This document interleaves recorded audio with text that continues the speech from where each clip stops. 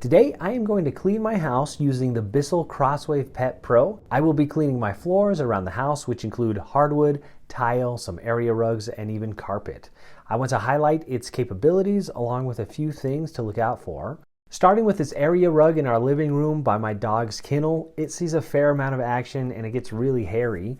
I set the Crosswave to the area rug setting and vacuumed the rug. Now the rug didn't have any spills or spots, so I did not pull the trigger to dispense any of the water with the cleaning solution.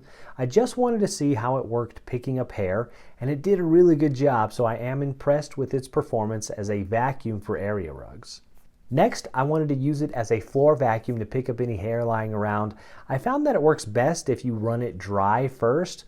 Once hair gets wet, it tends to stick to the floor, so it works really well for this application. Again, I just turned it on the hardwood floor setting and I vacuumed up the hair. I did not pull the trigger to dispense any of the water or solution. Now, using it for hardwood floors, it gets most spots. However, any sticky or large areas, you may need to pass over it a few times while pulling the trigger to dispense some extra water and cleaning solution. It does have a fairly good turning radius, which allows you to get around table and chair legs. The head of the vacuum is going to leave about a 1-inch gap between itself and the wall that you are cleaning parallel to. So with that in mind, it is going to clean the majority of your floor, but anything right up against the edge, it will have to be cleaned another way. Continuing around, I cleaned the hallway in just a minute or so. It went really fast. And then out of curiosity, I wanted to see how it worked as a vacuum for the carpet in my bedroom. Now keep in mind, it is not advertised as a vacuum and it is not meant for large carpeted areas. Now I thought it might be hard to push in the bedroom on the carpet, but it actually moves pretty good. It did a good job as well picking up hair off the floor, and the nice thing about this is that I didn't have to go get another vacuum to complete this task. I just put it on its area rug setting and I went over the carpet like I would vacuum anything else. Moving along to another room in the house, I have a very large area rug on the hardwood floor. Now I was able to clean around the rug and over the rug, and it went seamless.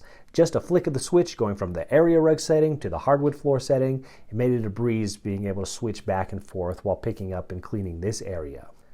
After I picked up all of the loose hair, it was time to go back over and actually mop the floor. At this point, I was going to pull the trigger and dispense water everywhere and mop it.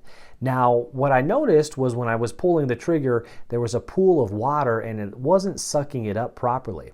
So I inspected the cleaner, I opened it up and noticed that it was clogged with a ton of pet hair. Now, this isn't an issue with the machine, there's nothing wrong with it. What it meant was that I did a bad job of cleaning it out. So that's a note right there. If you use it on a lot of carpet or area rugs, be sure to clean out the hair first before you switch over to the mop setting, because it can only hold so much hair. So that was an oversight by me. It's not a problem with the machine. Next time, I just have to be more diligent and empty the tank before going back to mop. So from here, that's it. I just go back over and I mop everything, shine everything up nicely. I think this is a great cleaner. We use it a lot and it's allowed us to keep up with the floors, especially having pets and kids. It really just allows us a quick, easy way to mop and keep up with our hard surface floors and area rugs. If you want more information about how to use the machine, I'll link to that so you can watch those videos next.